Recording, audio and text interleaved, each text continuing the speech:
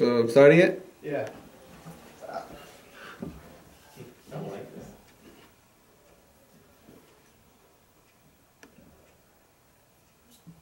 3, 2, 1. Step 2, 1. Oh God. Woody down, Jack. Ain't nobody messing with my Knicks. Tape. They don't do it like this. Tape. Yeah, I'm talking mellow. Yeah, I'm talking Tyson, and that's a gold medal. Already gonna spike it. And we got Thomas. Went back and caught and mixed Prigioni with Jason and Nora. Lord help him. I got no back in the corner. My deep and when he busted Jay, I swish it. He just stepped it back and put it up. Niggas tape. We get from 82 till he's 16 up till we get our hand in that gold trophy. All out of shape. We got Campy back. Call us nothing more. Full circle. Cheat in with his one zone. What he like? Just go play. Flight white from the free throw line. We go like it's 2K. When I get back, it's murder. We gon' do what we do. Sup, Colt? Ready now? We just went and caught from the go. And my DJ, my rock.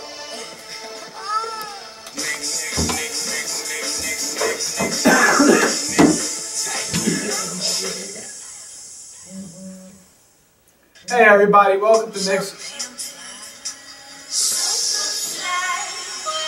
Hold on. Hello everybody, welcome to Knicks Zone. This is Anthony Romano. I'm Angelo Pellegrino, and thank you again for joining us on Knicks Zone for the second show. I like to take the time out and say everybody got to go on Twitter. I'm at Knicks Zone. This is at SoRo Money, and we're having a little contest. And if you're able to answer the question, you could win a free shirt on Knicks Zone. So definitely got to go on there right now. Let's start off talking about how the Knicks have had some struggles recently. They have lost 4 out of the They have been out of their last 9 games. They're 4-5. Stoudemire came back, so the talk is Stoudemire's back, and you know, the team's chemistry has gone down as it was last year. But let's talk about the Knicks' recent games, starting with Bulls Pacers. And Carmelo Anthony was out, and the Knicks scored 76 points, which is probably a season low. And Tyson Chandler had 15 rebounds, which is great. And we played terrible pretty much. The Pacers are actually contending in the Eastern Conference, like contenders in the Eastern Conference. And for us to lose to them and score 76 points is definitely not well. But J.R. Smith had a good game. And he had 25 points, the next person had 12, which is terrible. Well, J.R. Smith's the only guy that stepped up in that game. Carmelo was out. We played horrible, really. 76 points. I mean, the Pacers are an okay defensive team. I mean, they're a top defensive team, but to score 76 points, I mean, more people got to step up when Carmelo's out. J.R. Smith can't be the only guy stepping up. There's numerous amounts of guys that got to step up. Ronnie Brewer has been awful. Similar Shooting 30%. Very similar to Landry Fields last year. Pretty much irrelevant to Knicks basketball. He has pretty much done nothing to help the Knicks. At the beginning of the year, he was shooting great. He was spacing the floor, corner three-pointers, but now since then he has been awful. He has done nothing. He has probably shot 30%. Like there's he's nothing. Shooting about 30%. He was up at 40%. I mean, most of his shots from corner 3. In the beginning of the season, he looked like he had confidence in the shot, but now he's just cooled down. He's not really doing much. He's not playing his game. He's a slashing guard, and for him to be just shooting three-pointers is terrible. And even when he gets his open looks down low, he's not shooting anything. Well, you could say he's struggling, but he wasn't brought here for offense. So I look at it as he's lacking confidence at this point of the season. For whatever reason, I don't know what it is, but you can't say he's struggling because he was never a great offensive player, and now he's not as good because he's really near his career averages, which was never good at all. He started off good, so why can't he just continue his play? That's what I'm saying, it's lack of confidence. I mean, but he's obviously an important piece to this team. Carmelo Anthony said he was the most underrated acquisition of the Knicks. But for his defense. Okay, but for him to have good offense. In the Knicks' 25 wins, Ronnie Brewer averages 20 minutes in those games. In their 14 losses, he only plays 14 minutes. You don't think those 6 minutes are that big with Ronnie Brewer in them on defense? He's missed. The Knicks have actually not have been a good defensive team at all this year. They have not been what they have been last year, and they're not what they have been at the beginning of the year. They in the beginning of the year, defense turned into their offense. Now they're just pretty much all offense. In spurts, they play great defense, which is they're very inconsistent. Very inconsistent. When you go back, their probably best defensive game of the year was against the Spurs. And the Spurs are a great team. The Spurs are a great overall team. They're playing great offense this year. They're a top defensive team. They haven't changed a bit, but. Okay, once again, everybody go to Twitter and follow @NickZone, @SoRawMoney for your chance to win a free t-shirt from us. And it's a pretty cool t-shirt if somebody wants to throw me one. Right there. It's a pretty cool t-shirt. I mean, for free. You can't get much better. Play ball in it. It's gray with no color, but our next shirts will improve, which is my friend Joe's going to get some nice t-shirts for us paid. And all right, let's talk about the Bulls game, because Bulls game. For some reason we just can't beat the Bulls. I don't know what it is. Luol Deng killed us. He had 33 points. I'm going to tell you why he killed us. I'm going to tell you why he killed us. I'm going to let you know from an expert's point of view why he killed us. The expert's point of view on why he killed us is because Melo is probably he has been terrible defensively. I mean, Luol Deng scored how many points? 33 points against him. I mean, how you gonna? Luol Deng is like, I don't know. He's an all-star this year, but he's a borderline all-star player. How are you letting Luol Deng, who's pretty much limited offensively, score 33 points on you? I mean, he's our franchise player. He's our franchise player. Take some pride in your defense. We're supposed to be playing 90s basketball. We have like six 90s players on our team. They're like all 100 years old. They got to step up and play defense. Marcus Camby, Kurt Thomas. These guys gotta work. Kurt Thomas doesn't even play. Who cares? He doesn't get minutes. He has pride. He doesn't supposed to do anything. He doesn't even play. He has pride. I mean, but Melo hasn't really. He's okay on defense. He's gotten a lot better. He has spurts. But against the Bulls, he didn't do crap. I mean, he scored 39 points. He played great offensively, of course. He's Carmelo, but his defense is still honestly atrocious for a player. A player his size, a player with his athletic ability. His defense is awful. He's not the MVP. He's actually gone down in MVP voting for me. He's probably about number 3 or 4. And I think Chris Paul's number 1, and Kevin Durant's number 2, and then Melo's number 3. Melo has been out a few games now. Chris Paul and Durant have not been out any game at all. Chris Paul has actually been out. So I think Durant gets the nod, but Melo has not been playing MVP basketball for the past probably 3 weeks, and I don't like what I see. But I think we're going to turn it around soon with this rest. And the next game is against the Celtics, and it's actually a very important game because we lost. Who did we lose to last game? I can't even tell you right now. We lost last game to the Nets. We lost to the Nets. The awful Nets. Of course, we lost to the Nets. It was the team we should be beating. It was a great game and all, but the Knicks' energy was not there to come out from the start, which has been a problem all year long. They have not come out from the start with energy, and they seem to have to be playing catch-up throughout the whole game, which is played awful. Every game that we lead in the first quarter, most of the games we win.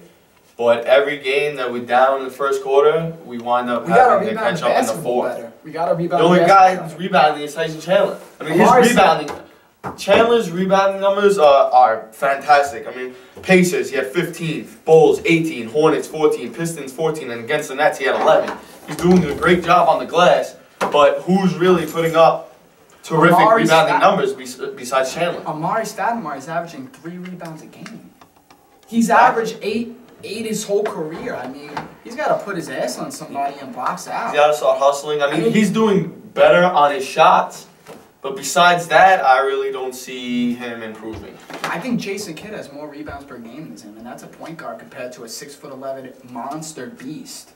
Amari Stoudemire, he's been playing better defensively. His feet are moving well, but he's got to put his ass on somebody. He's got to be able to box. They all do. And Chandler's, like I said, Chandler's the only one rebounding. I guess that tap out seems to work for him. Definitely works. Which actually doesn't get every tap out as a rebound. I think it does, actually. No, it doesn't. It's a rule. We're going to talk about the Celtics game. What do you think it means to the Knicks going into, these next few games that are actually tough? I mean, is this a big game? The Celtics game is huge. Carmelo says him and Kevin Garnett have settled whatever the hell was going on. It's not so. But inside Melo's head, he's going to erupt against the Celtics. They're playing in Boston.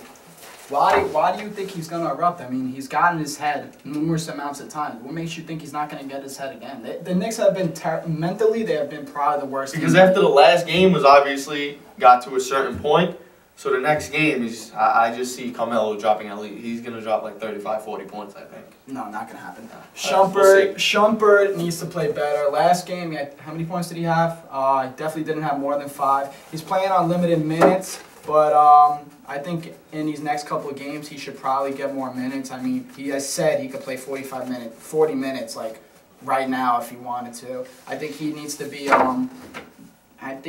be better offensively. He has obviously looked great on defense. Well, once again, he was never here for offense. Is that what you're trying to say? Yeah, he's not an offensive player. He can make shots. He definitely can. But he's another guy that only shoots really around 30-40%. This season, I think he's going to be a lot better shooter because he was coming off an ACL injury, and all he pretty much did is work on his jump shot because that's pretty much all you can do with an ACL injury. So I think he's going to be able to open up the floor a lot more because he's actually able to shoot the corner 3 pretty efficiently. But he's got to be better offensively. Actually, he wasn't too good defensively last game. I mean, Joe Johnson pretty much erupted on the Knicks. I didn't like what I saw from there. That was horrible. That was retarded. Joe Johnson had 25 points on the Knicks. And I mean, it was really a low-scoring game for both teams. But Joe Johnson really just came through for the Nets in the fourth quarter. Yeah, and Chris Humphries doing a great job on the rebounds. That shot at the end of the game was pretty close. Yeah, Joe Johnson won that game for the Nets, which is heartbreaking for us Knicks fans. The season is tied 2-2. The next time we could possibly see them is in the playoffs, which it's not going to happen because we're going to run through the Eastern. We're going to run to the Eastern Conference Finals, and we're probably going to verse the Heat because I don't see no threat for the Knicks. But well, if we get back to the original recipe, get back on defense and play consistent, then we're dangerous. We are dangerous. We have the most depth, dangerous team. But we have the most depth, but everybody needs to get 100% healthy. I mean, we have bodies that are playing. Here's the thing, Carmelo is clearly the best player on the Knicks, obviously, but without Felton, they will never be 100%. I feel like the Knicks are stronger. The Knicks are stronger with Felton and Carmelo out than they are with Carmelo in with Felton out. Felton he's doing a great job. He's great off the pick and roll. He brings together the team. His cohesion with the team is great.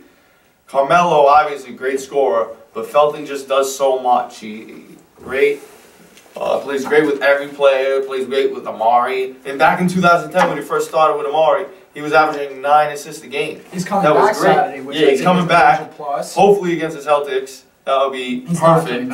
He's gonna come well, he said it himself. He'd rather come back against the Celtics than the 76ers. He's a warrior. Which I prefer because we cannot lose to the Celtics. That is horrible if we lose them again. We're gonna have some big time difficulty playing against the Celtics with no Felton. Well, we can't because these next 4 games are all Eastern Conference games. Rondo is pretty much gonna leave Prigioni and Kidd in the dust.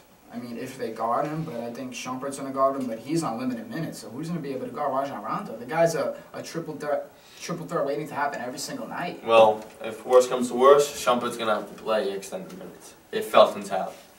Rondo's it's gonna have to happen. It's a huge game, and you should definitely tune in. It's going to be definitely one of those games where it comes down to the end, like always. And let's not hope Paul Pierce hits a dagger once again, like he hit at the beginning of the season, which was terrible to watch. And I don't want to see that happen again. So we have to play better defense towards the end of the game, and we must come out with some sort of energy. And yeah, we can't get beat in the first quarter. Definitely. We can't. We can't play slow in the first quarter and the second quarter and then decide to bring up the energy in the third and fourth and expect to win.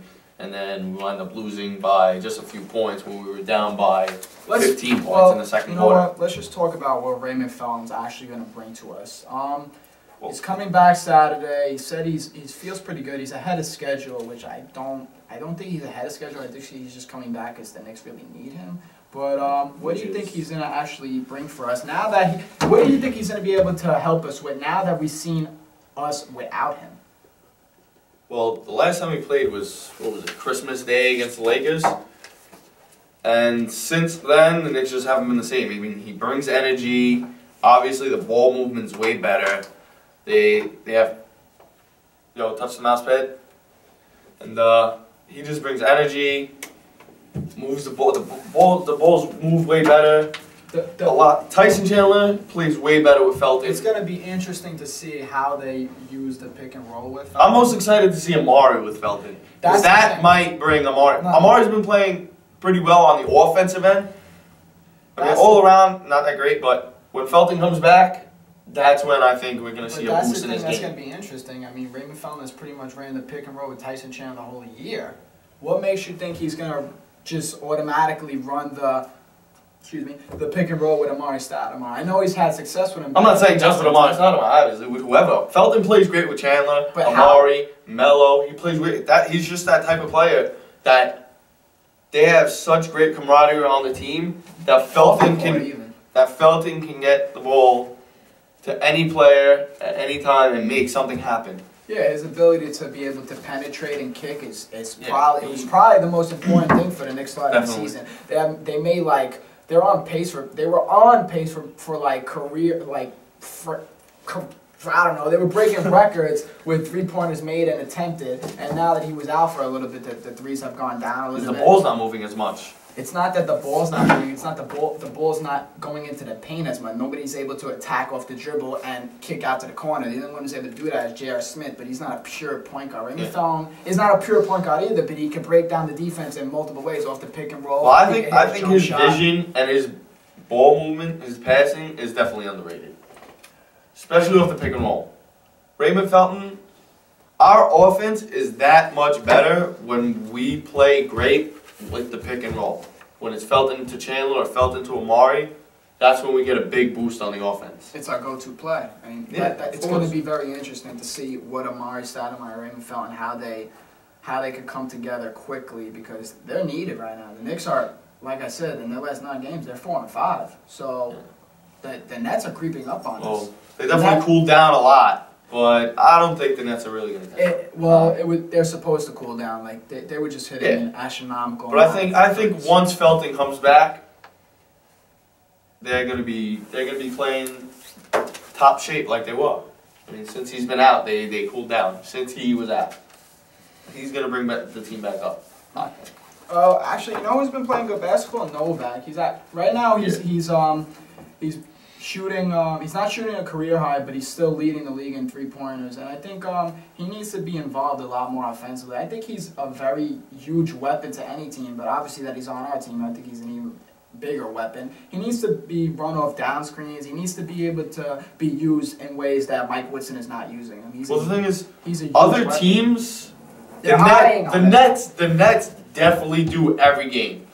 They set defensive plays just to keep Novak from getting the ball in the wing. He's a game changer. Yeah, definitely. He's really just a decoy because he can't really move with the ball, so it's just catch and shoot every time. So if you keep a man tight on him, he can't shoot. But last year, he was definitely not confident in his shot. He would never just catch the ball and shoot. He never caught and shoot. He would set himself and shoot. This year, you're seeing him more slinging the ball. He's just more comfortable. Yeah, he's more confident this year, I feel. He's shooting a lot more, whether he's set or not. I think he's just more comfortable in his situation. He's with the team now 2 years. He got his contract last year. And I think, as the years go by, he's definitely going to be an important asset. I mean, he's a deadly shooter. He's going to be good till he's about 60 because all he does is shoot. He doesn't take no contact. I mean, he's an important asset, and I think he needs to be used much better. Like I said, he needs to be used off down screens. He needs to be. I think he could catch the ball off a quick screen and he could shoot.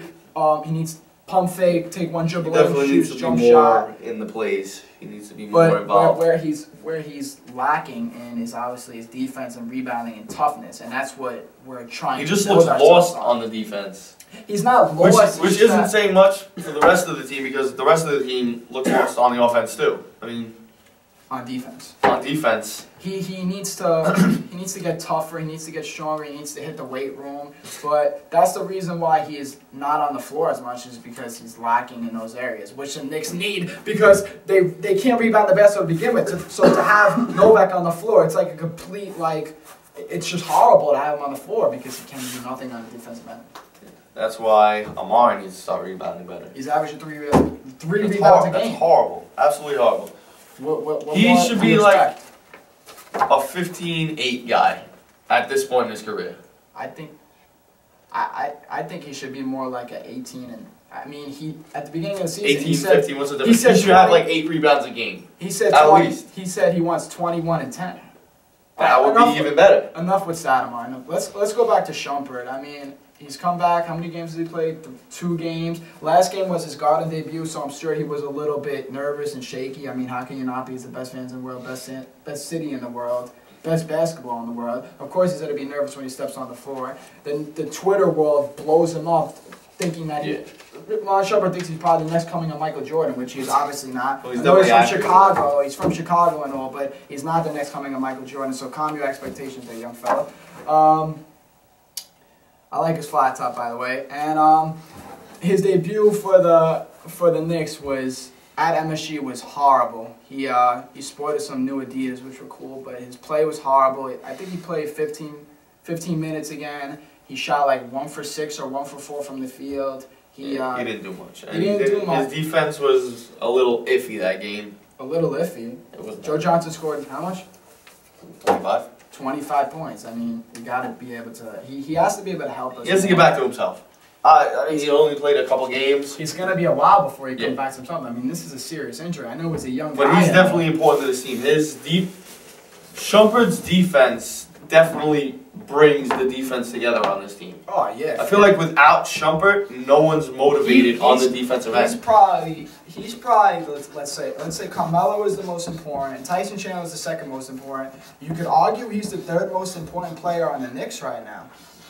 Well, it's really Shumpert's the defense up top, and Chandler's the defense in the paint. Yeah. But that changes the whole game. When there's no defense up top, I mean, Shumpert changes the whole game. Well, he's like I said, he's gonna be a while before he comes back. He's gonna be a while before he comes back because that's a serious injury. But he needs to play better basketball. I like what I see, but like I said, he's more of a long-term thing, which is he is pretty much our future of the Knicks, which I think is pretty. Well, if we keep good. on signing these old-ass players, we don't have much of a future because we're the oldest team ever in NBA history. Well, what would you think right now if the Knicks didn't have Iman Shumpert? I mean, did you forget he was almost traded for Steve Nash this summer? Can you imagine that would be the worst thing ever. I mean, what would the Knicks be stuck with? Shumpert's really a key piece. He's the most key piece to this defense. He's the most key Out of piece that, to him and Chandler.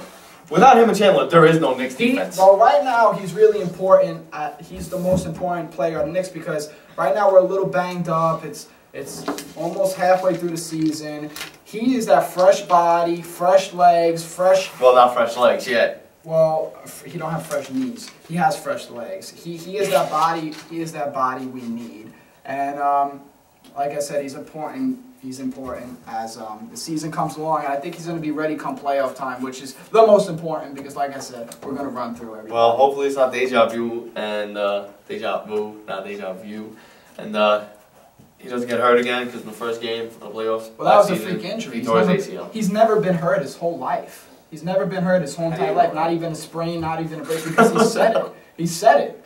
He said it plenty of times. All right. Well, he tore his ACL last year in the first game of the playoffs, and we really need him this year in the playoffs. If not, I don't think we can go far without any defense. And I want to give a shout out to my tech team. That's my boy Joe. You can follow him at Joe Folks. My man Justin Loria, J-Law. You can follow him at Just Loria, Jusloria. I don't follow him, but you guys can follow him. Yeah. He's a dickweed. Yeah. Let's talk about. Prigioni. Not a good basketball player. Prigione's definitely up and down. He with Felton out, he's been playing okay. He had a couple Against the games. Bulls, he played great. He had 8 rebounds, 5 assists, and 12 points. That was definitely a good game. But he definitely brings something to this team. He controls the tempo. He's just comfortable to play with. I mean, how can you not like a guy that's very like unselfish with the basketball? I know when I'm on the basketball court with Joe Focarino, who's a ball hog. I mean, it takes me out of my game. But to have Pablo Prigioni, it's like a complete plus. Yeah. He's so unselfish on the defensive end. He's a pest. He guards you from baseline to baseline. I mean, he's a pain in the butt. But how can you not love him? He's from Europe. Yeah, he's definitely playing good. Well, once everybody gets healthy, Shumpert gets healthy, Yeah. J.R. Smith gets healthy, Ronnie Brewer gets That back to is his the normal biggest self. issue. You can't talk about it What enough the this year. hell is he going to do on the Knicks? Where is he going to be able to help the Knicks? Where is he going to be able to contribute? Where is he going to see minutes? He's not going to see any minutes. He's not going to be able to get on the floor and provide good minutes because in Europe, he's played about 35 minutes a game, and he's coming to the Knicks and playing 10 to 15 minutes. I mean, it's a Well, big... it's completely different. I know he it's was like the star player on that exactly, team. so it's harder to cut. But here, I feel until obviously Felton's 100% and Shumpert gets closer to himself, Prigioni plays still like 10-15 minutes. But until then, once they get back to normal, then I think you're going to see a drop in his minutes. And definitely Ronnie Brewer's minutes. Definitely going to see a drop in his minutes once Iman Shumpert is 100% because Ronnie Brewer is trash. Ronnie Brewer is not trash. He is a good player. He's a great defensive player, but his offense, unless he starts shooting like how he did in the beginning of the season, he felt comfortable. He was confident with his corner threes, and that's all he really did was hit corner threes a couple of games. Ronnie Brewer is a free agent next year, so after this year, I think he's going to be gone from this team unless he continues to unless he picks up his play. Let's talk about another player that's going to be a free agent next year, J.R. Smith. I mean, do you think the Knicks are being able to sign him? I don't think J.R. Smith's going anywhere. The Knicks have to sign J.R. Smith. He's the only guy. Melo has dealt with a lot of injuries this season. His foot, his hand. And every time Melo was out, JR is really the only guy that stepped up. He's definitely a contender for 6th Man of the Year. He's a contender. Him and Jamal Crawford. Jamal Crawford's in a win. He's been. I don't think so. J.R. Smith, he set a record for the most 20 plus point games, 25 plus point games. Coming off the bench. As a Knick, not as anything, as a 6th man since the 80s. I personally don't think he's going to be on the Knicks next year. I think he can't. I don't think so because I think he is because he's such a key asset to this team. He's great on defense. He's great on offense. He's the main option off the bench. Give me my moment here. J.R. Smith, the reason why I don't think he's going to be on the Knicks next year is due to the fact that J.R. Smith got paid max money. J.R. Smith and James Harden were pretty much in similar situations last year, coming off the bench as a 6th man, providing your team with a spark, and now James Harden, I don't know how he got that huge contract coming off of finals, which he got pretty much completely shut out. Signed his max contract. I mean, J.R. Smith is. But J.R. Smith is a Knick. He's a Knick. The reason why I have a doubt that he's going to stay is Carmelo Anthony, his relationship with him. But I think what's their relationship? Because J.R. Smith is the whole team off the court has great camaraderie. Yeah, Carmelo is the godfather of J.R. Smith's all of his kids. I mean, that's the only reason why I would say he's going to stay. And another interesting topic that I'm going to talk about right now is how I think J.R. Smith is actually being paid by Carmelo Anthony to play for the Knicks. He has this is the least amount of money he has made since I think his 1st or 2nd year. And why would you take less money in your prime when you're playing probably the best basketball of your life? Why would you take less money to play 1 year when Come to the Garden. and possibly win a championship. Same thing Ray Allen did. He went to the Heat, took less money to win a championship. But Ray Allen is almost like 40, so he's already made his money. J.R. Smith. But Ray Allen is also he blows a his money. superstar his whole career. J.R. Smith's. What I'm saying is that I think teams like the Milwaukee Bucks, who can possibly be left with absolutely nobody, Brandon Jennings and Monte Ellis are both. I think Brandon Jennings is restricted, and I think Monte Ellis. I don't think J.R. Smith's gonna leave the Knicks. They're gonna keep him. They're gonna keep him. They have to. He's such a huge asset. Okay. Even with the money, they're gonna get rid of Ronnie Brewer next year. Okay. They're definitely getting rid of Ronnie Brewer. They have to. Are they getting rid of Ronnie Brewer? Are they getting rid of Ronnie Brewer? I think so. Let me hear your thoughts on that. I think so. Okay, so you know what? Let's forget about Ronnie Brewer and J.R. Smith. Let's talk upon the after the Nets game, what J.R. Smith tweeted to Chris Humphries. What did you think about that? What did he say, first of all? What was the tweet? Chris Humphries tweeted something about, the Garden was quiet and how did tonight as I had a big game, blah, blah, blah, which he's trash. He had that was the first good game of his career. He also, I want to point this out, that he just sued a girl recently because he got herpes from her. That's besides the point. No, she got herpes from him, but, okay. What did J.R. Smith say? J.R. Smith said, the Garden wasn't quiet when Kanye tore it down. Obviously, with reference to Kanye. I just thought it was hilarious. Obviously, people are going to say, what about when KG said something about Melo? Who the hell cares? No one cares about them. Well, J.R. Smith's funny as shit. Melo manned up. Yeah, exactly. That's the thing. KG talks, but he'll never do anything. He's a punk. But J.R. Smith would actually talk something and do something. That's the difference.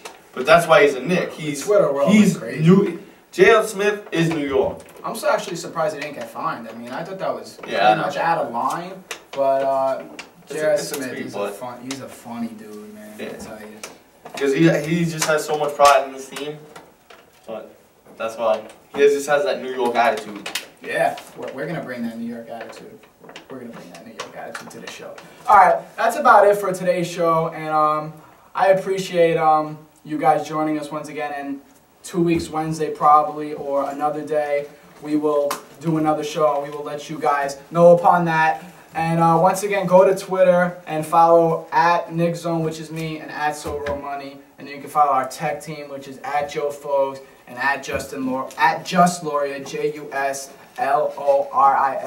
And once again, I appreciate everybody coming on. And thanks for the support. Thanks for watching. Visit NickZone.com for your updates on the Knicks. The blog for any New York Knicks fan. Thank you.